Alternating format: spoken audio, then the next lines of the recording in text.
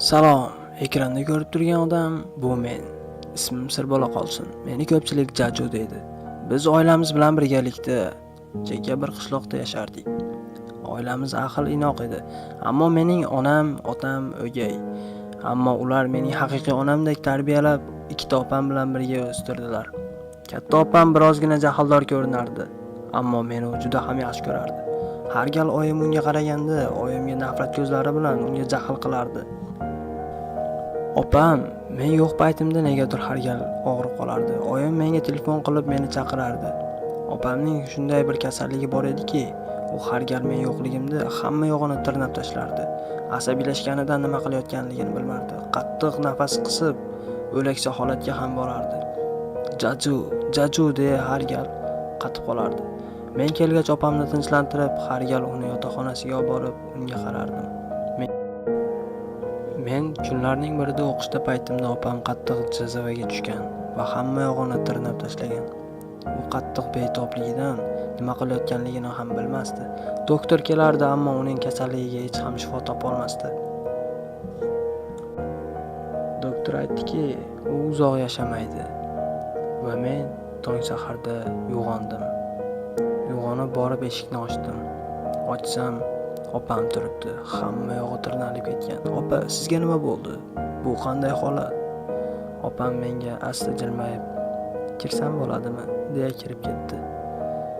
Opam kirgach, u bilan suhbatlashdik. Uni juda ham qattiq yaxshi ko'rardim. Ammo opam bu yerga qanday kelgani juda ham men uchun qiziq edi. "Alo, oyi, ertaman opamni ko'rdim men."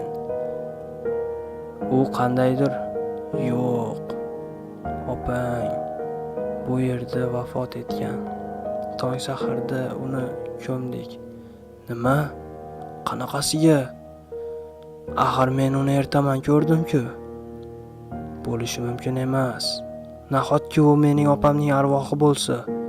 "Yo'q, xudoyim."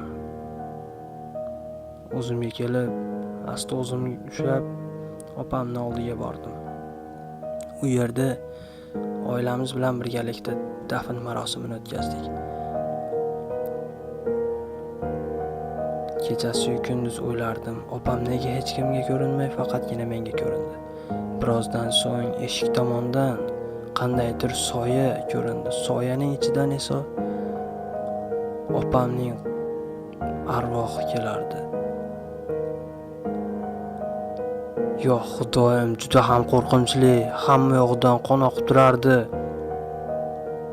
U menga qarab qo'l uzatib, "Salom ukajon" degandi.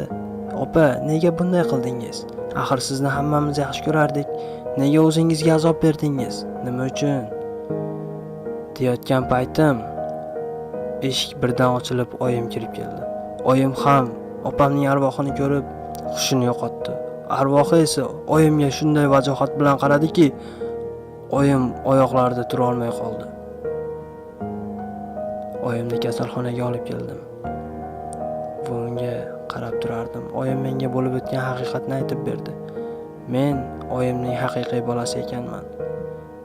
Oyimning bolasi ekanman. Ha, meni ular xolamga berishgan, ammo xolam vafot etgandan so'ng yana o'ziga qaytarib olgan.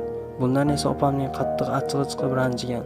Shu sababli opam depressiya, stresslar orqali shunday kasallikka ilashib qolgan. Opam agar meni ko'rmasa, shunday o'ziga azor beradigan kasallikni yuqtirib olgan edi. Bu eshitilishi juda ham g'alati bo'lishi mumkin, ammo bu bo'lib o'tgan haqiqiy voqeadir. U har doim shu yerda bizni kuzatib yuradi.